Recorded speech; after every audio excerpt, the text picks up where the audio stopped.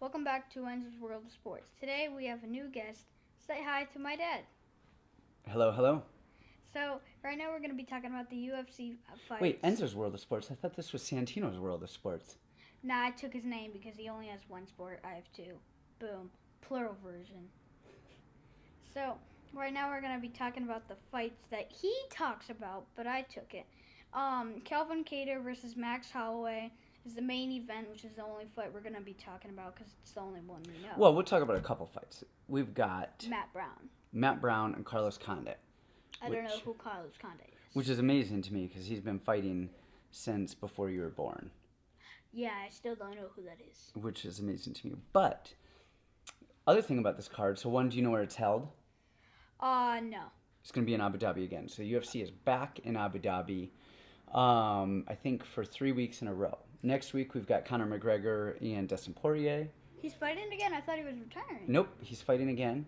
And then we've got a card after that as well, but I forget who's on that. We'll talk about that later. All right. But, so they're back in Abu Dhabi, the UFC is. All right. And then do you know where this is going to be broadcast? What TV channel? Yeah, so it's not only going to be on ESPN this time, it's going to be on channel 15. Which is ABC. Yes. So depending on where you're at, it's going to be on ABC. So it's the first time, well, not depending on where you're at, it'll be on ABC. It's channel 15 here in Arizona. Depending on where you're at, we don't know what your ABC network is. But it's the first time since they struck the deal with ESPN that we've had MMA fights on prime television, on network TV. Oh, I thought they did the Cormier and Stipe Miocic number 2 or 3. I don't know, but since the deal with Fox expired years ago, they've been on ESPN, and they have not been on network television since then. Oh, okay. So, there's a couple fights. So, betting wise, if you guys are out there looking at bets, there's 2 fights. I mean, I think so. We've got the card right here. We've got Santiago Ponzibio. I think that's how you say his name. I always forget. He's fighting Jinglang Li. I think that's an easy bet. And then there's another fight later actually on the card. If I can find the card, it is Sarah Morais and gosh, who is she fighting? You don't know where the card went? Sarah Morais is fighting Vanessa Mello, and I think actually Sarah Morais is not a huge favorite, but I think a decent favorite. And I think Vanessa Mello is actually going to get that upset, so I'm going to bet some money on Vanessa Mello, who fought Tracy Cortez down in Brazil. Oh, and she won. Tracy won. But yeah. I think Vanessa is actually a little bit tougher than what people are giving her credit for. So is Sarah Morais, but neither of them have great records in the UFC. Actually, a lot of the names on this card, you only wanted to talk about Max Holloway and Calvin Kattar. Yep. And I wanted to talk about the other fight, but do you know who any of these other people are on the card? So if you go back up, I know you can't see it, but I'm just looking at it because I don't know any of the people. I saw that Santiago something fight. I've seen Matt Brown fight, and then I've seen Max Holloway and Calvin Kattar fight. Yeah, most of these guys are up and comers. Under that you have Joaquin Buckley, who had like the knockout of the year. He had that jump spinning back kick. He is fighting another guy, Alessio Di Chirico. You got Puna Soriano, who's undefeated at 7-0, fighting Dusko Todorovic. I don't know how to say that. I don't know if he's Polish or what. At 10-0, you've got you just have a lot of up and coming guys, which I don't know, for some reason with Max Holloway, Calvin Kattar. They've got to get the a lot of these international fighters fights while they're in Abu Dhabi. But I don't know, the card's not overly compelling. They're going to be good fights, just in terms of name value. We don't have a lot of name value. So, leading up to our co-main event, which is Carlos Condit and Matt Brown, this is kind of what we would call their swan song. All right, these guys are for all intents and purposes, they should probably retire. Carlos Condit was 5-1, no, 1-5 in his last 6 fights. So he's lost 5 fights out of his last. He really lost 5 in a row. and then he beat Court McGee by decision, and then I mean he's older, he's 36, and then you've got Matt Brown, who he beat Ben Saunders, who's another old guy, beat Diego Sanchez, who should have retired 48 knockouts ago, and then he lost 3 in a row to Damian Maia, Jake Ellenberger, Donald Cerrone. Damian Maia? Yep. Oh. And then he recently lost to Miguel Beza. I saw that fight. Yeah, I mean, these guys this should probably be each of their last fight. I think Carlos Condit is going to win. I think Carlos Condit is going to win because of jiu-jitsu and grappling. I think they're both decent strikers. Matt Brown's definitely better at striking than he is at grappling, but he's not a bad grappler. I think Condit's just a better grappler, better striker. Darn it, Dad, you basically just stole the podcast. No, I'm just talking about this one because I didn't want to talk too much about. Holloway and Kattar. Well, no. I mean, we'll talk about that more, but I know you didn't want to talk too much about the other fights. Yeah. So you're just getting it out? Just getting this out. Okay. Do you have any predictions with Condit or Matt Brown? See, I think Matt Brown, I think he'll knock him out just with the hook, because the last few fights he's been landing it a lot. So then I think he'll try and come out with it again and try and knock him out. Okay. That's, man, either way, I don't even know who the favorite is on this. But Probably I think the guy who you're talking about. Carlos Condit. Sure. Yeah. Who you don't even know his name. Nope. I think Condit wins. I don't know how he wins, if it's a decision or with his grappling. But I definitely think he wins. Yeah. All right, so the main event time. Calvin Kattar versus Max Holloway. One of the most exciting fights that is going to happen this year, which I've seen. I was watching tape earlier of Calvin Kattar, and I think he's a right hand, and he uses that jab just like every fight, just boom, and just rocks him. And then he was using a left uppercut against the, what was that 10-0 dude he fought? Was it Burgos? Yes, Burgos, and just dropped him. I was surprised at that. I thought he was going to lose because Burgos was hitting the body and stuff. Kattar, you need to block the body, but you don't have to block the head, because the last few fights, like what was the Brazilian you watched? Moicano. Moicano was hitting the body, and you were blocking up on the head, so you need to go with the body, because they're going to try and attack you with it.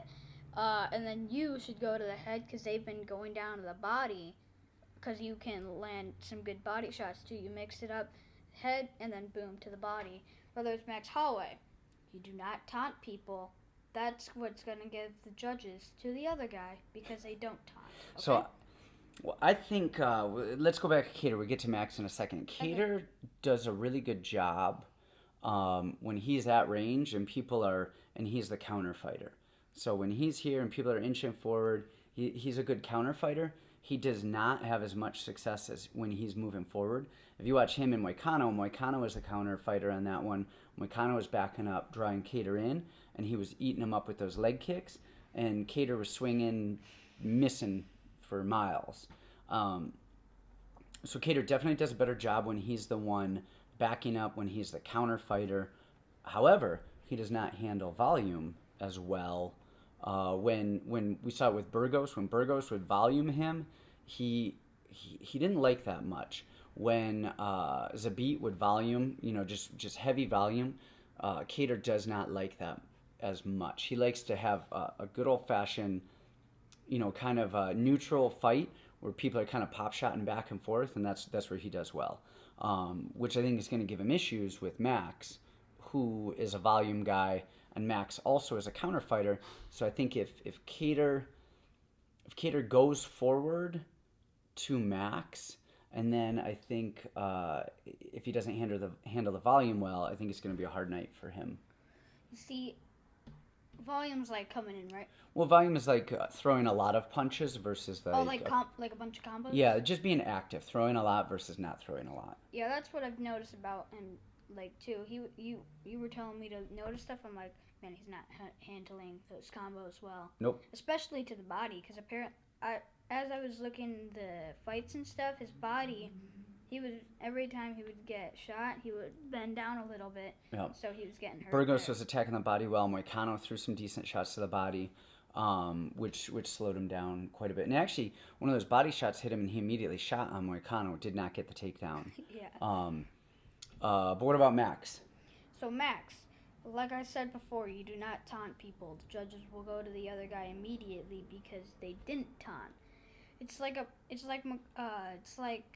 I don't know. I think the taunting's okay, and he tends to do that quite a bit. I like it. Yeah, but that was just something different. That was a bad taunt. Plus, he did it to you in the first fight, dude. You did it back, but it doesn't matter. You're the one who taunted him, which makes it. Who in the first fight?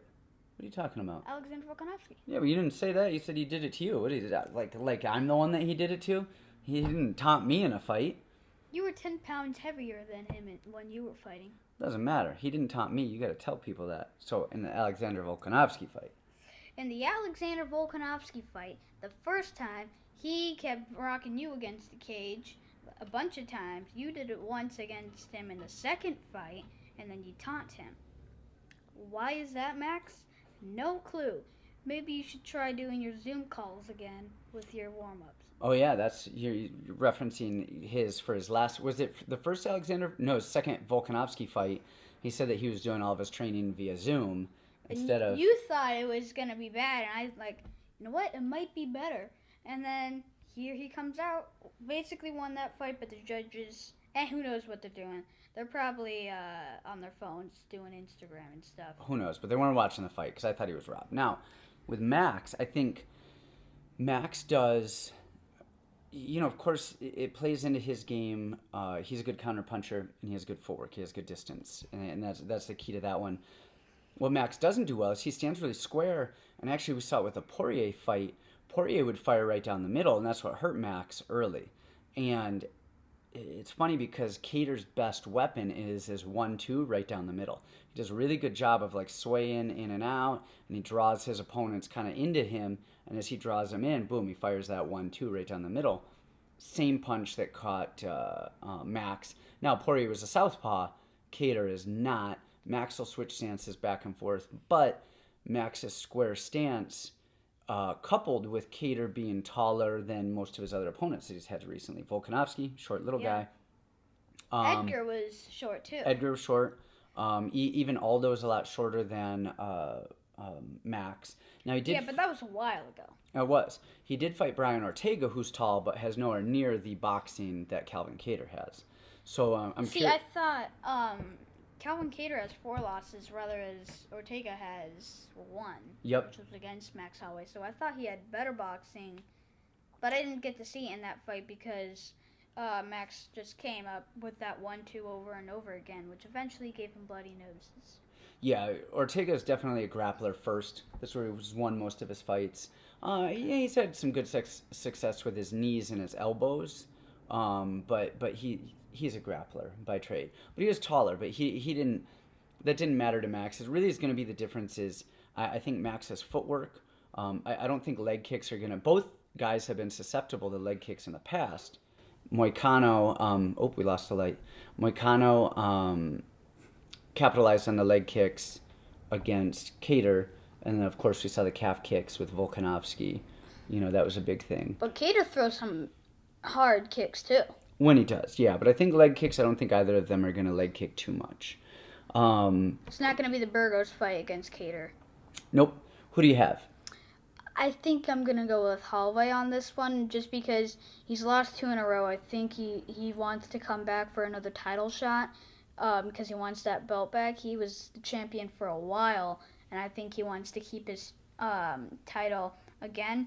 Now, Kattar is tough, but I don't think he'll have advantage against Holloway.